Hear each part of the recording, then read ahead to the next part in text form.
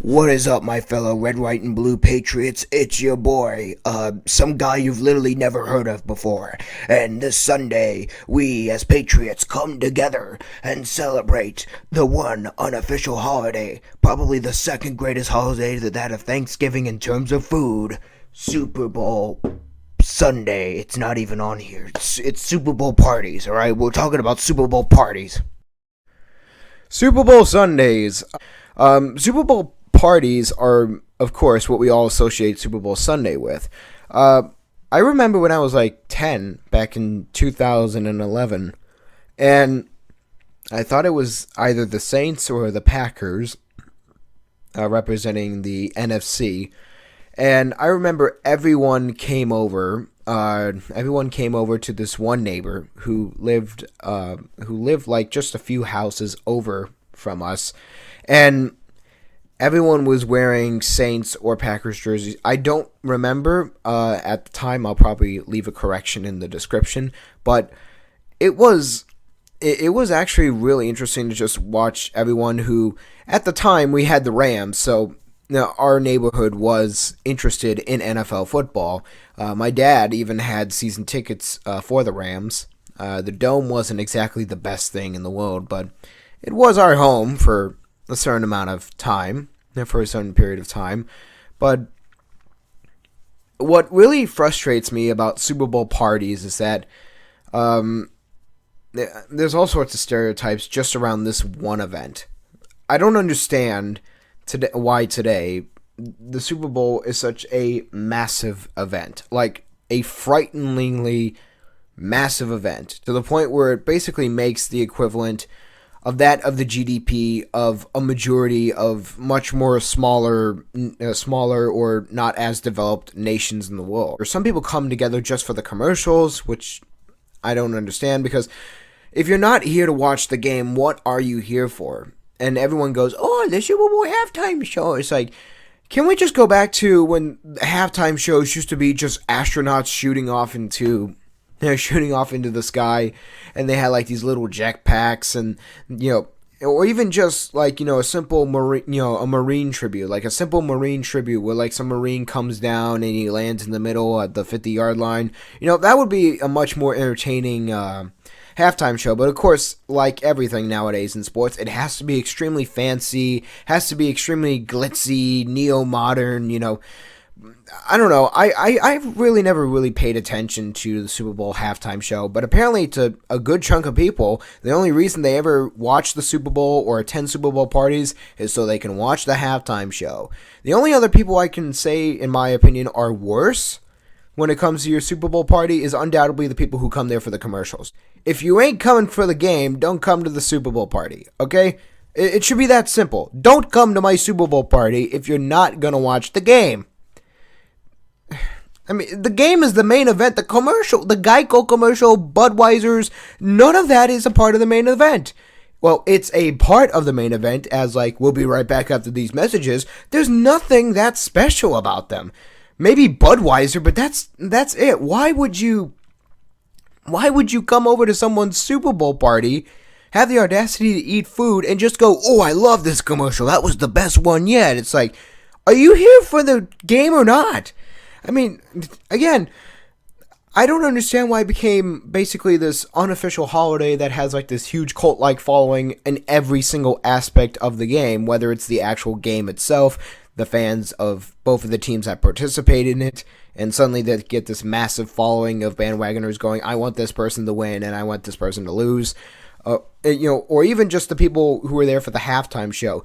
You literally just came to my party, stood there for 2 hours, was completely uninterested in the games, looking at your phone, and now you're interested because, oh my god, Britney Spears is coming on? That's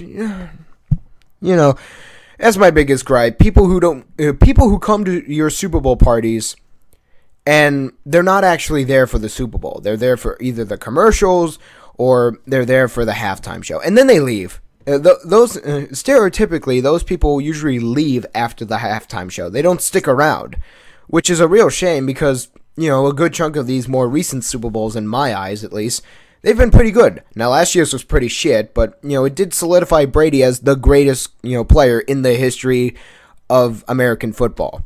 I mean, really, if that game didn't solidify his legacy, I honestly don't know what other examples you want me to point to, because he beat the supposed new Brady and Mahomes. But enough about that. It frustrates me, at least, to a certain degree, if you're not coming over. If you're coming over to my Super Bowl party, but you're not interested in the game, you can get out of my house, because, Super Bowl parties should not be made for people who are, excited for the halftime show or excited for the commercials that are coming up. All right. Everyone can be quiet and judge the commercials all they want. All right. If it's a part of your game, if you choose to incorporate it as like, oh yeah, I like to keep an eye on the commercials, but I'm really here to watch some football. All right.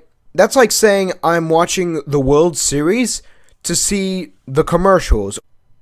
Okay, I had to stop for a moment because I kind of started going on a tangent to the point where I almost sounded really unreasonable. What I'm trying to get at here is that if you're coming over to a Super Bowl party and you're only there for the commercials or the halftime show or both, but not the game, don't come over, because the game is the main event. The halftime show is not, nor are the commercials. I don't understand why there are so many people, including many corporations, who go like, yes, the commercials are it's like the founding principle. It's like a part of the building blocks of this amazing American tradition. And it's like, no, it's not.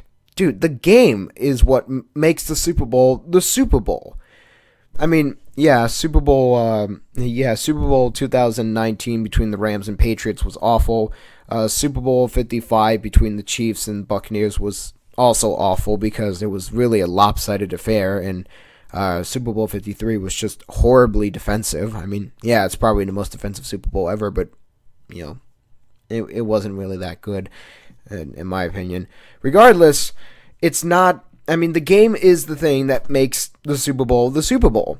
As I just mentioned, Super Bowls 53 and 55 are not necessarily memorable. 55 is memorable for Brady, of course, getting the most amount of rings of any player of any position in the NFL, making him the all-time GOAT. But, Super Bowl 53, can you even say something positive about that game? Maybe the one Budweiser commercial. Once again, Budweiser's usually have awesome commercials, but that's really about it. I don't really remember the Super Bowl halftime show. I don't remember that year's halftime show. I don't really care to look up who did it, because it was just an all-around boring show. It really was.